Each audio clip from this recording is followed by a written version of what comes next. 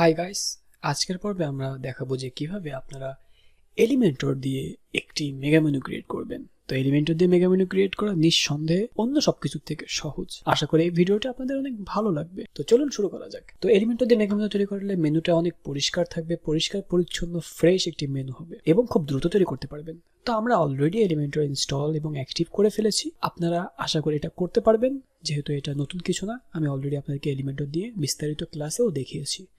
তো আমি খুব দ্রুত কাজ করব এখানে, আগে থেকে বলে নিই, কারণ আমি চাই না যেগুলি আপনারা জানেন সেগুলি বারবার দেখে টাইম ওয়েস্ট করতে। তো প্রথমে আমরা যেটা করব, এলিমেন্টর টেমপ্লেটস থেকে প্রথমে আমরা সেভ টেমপ্লেটসে যাব। তো সেভ টেমপ্লেটসে আসার পরে দেখুন যে এখানে কিছুই নাই।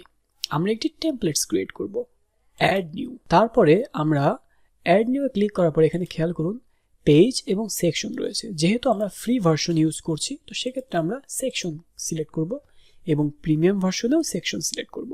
তো এখানে আমরা দিতে পারি যে মেগা মেনু দিলাম, তারপরে ক্রিয়েট টেমপ্লেট। তো টেমপ্লেট ক্রিয়েট করার পরে আমরা সিম্পলি যেটা করব, এখানে অ্যাড নিউ সেকশনে ক্লিক করতে পারি, অথবা অ্যাস্ট্রার স্ট্যাটার টেমপ্লেট নামে একটা অপশন রয়েছে, এখানেও ক্লিক করতে পারি।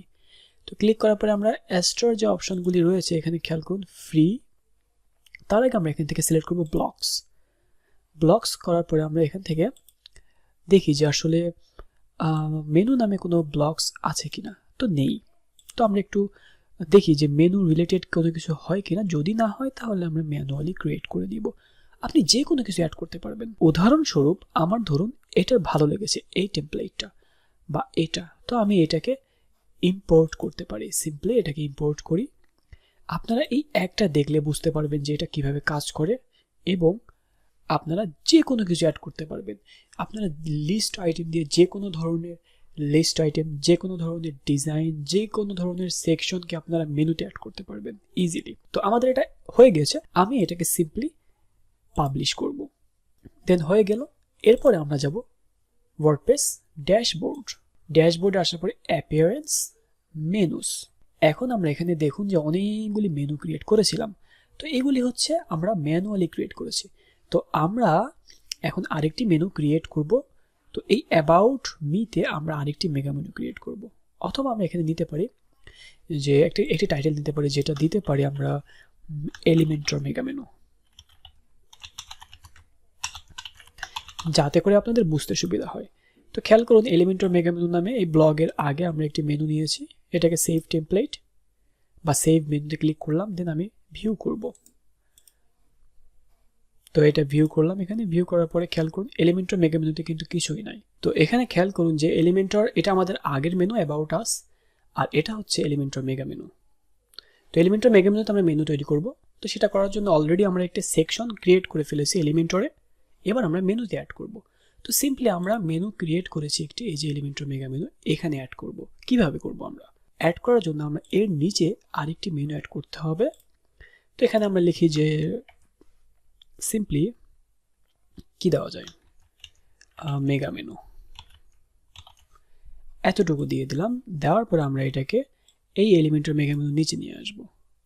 এরপর আমরা এটাকে করব কি, এক্সট্রা মেগা মেনু সেটিংসে ক্লিক করলাম, দেন ডিসেবল লিঙ্ক।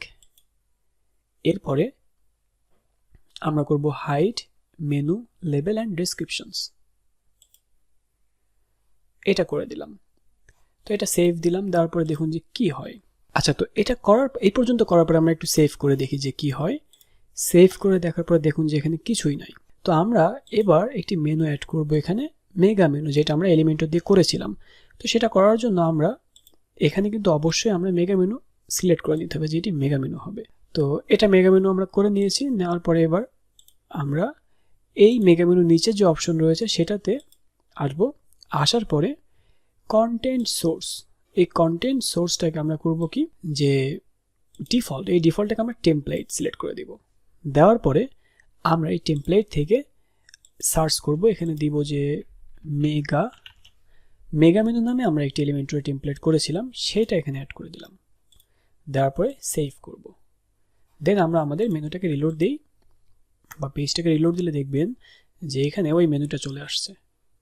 অর্থাৎ আমরা এলিমেন্টর দিয়ে যেটা করেছি সেটা কিন্তু মেগা মেনু নামে এইখানে অ্যাড করতে পেরেছি। তো আশা করি এলিমেন্টর দিয়ে আপনারা যে কোনো মেগা মেনু এখানে অ্যাড করতে পারবেন, যে কোনো ধরনের ডিজাইন আপনারা এখানে যুক্ত করতে পারবেন। তো এই ছিল মোটামুটি মেগা মেনু নিয়ে আপনাদের ক্লাস। তো আমি আবার এটা একটু রিপিট করি যে আমরা এখানে কি করেছি, আমরা সিম্পলি এলিমেন্টর ইউজ করার জন্য আমরা একটি মেনু নিয়েছি এখানে, যেটাতে হোভার করলে মেগা মেনুটি ওপেন হবে। সেটাতে এসে মেগা মেনু সেটিংস করেছি, কি মেগা মেনু দিয়েছি, এনাবেল করেছি, দেন সেভ, কিছুই করি নাই আর এখানে। এরপরে এর ভিতরে যেটা রয়েছে সেটিকে আমরা অ্যাস্ট্রা মেনু সেটিংস থেকে সিম্পলি হাইড লেভেল অ্যান্ড ডেসক্রিপশনে টিক দিয়ে দেন ডিসেবল লিঙ্কে টিক দিয়ে জাস্ট টেমপ্লেট বসিয়ে দিয়েছি এখানে। তো টেমপ্লেট বসানোর পরে আমাদের টেমপ্লেট নামটা দিয়ে দিয়েছি সার্চ করে। তো এটা হয়ে গেছে মেগা মেনু। আপনি চাইলে এখানে অন্য অন্য টেমপ্লেট ইউজ করতে পারেন, যে কোনো আরেকটি টেমপ্লেট বানিয়ে সেটাও ইউজ করতে পারেন। তো দেন সেভ দিবেন, দেওয়ার পরে মেগা মেনুটি এলিমেন্টর দিয়ে ক্রিয়েট করা হয়ে গেছে। তো এলিমেন্টর দিয়ে আপনি এর ভিতরে যা খুশি তাই ডিজাইন করতে পারবেন। আশা করি এটা আপনারা সহজেই বুঝতে পেরেছেন। তারপরেও যদি কোনো প্রশ্ন থেকে থাকে তাহলে অবশ্যই আপনার প্রশ্নটি আমাদের কাছে করবেন। তো সবাই ভালো থাকবেন, আল্লাহ হাফেজ।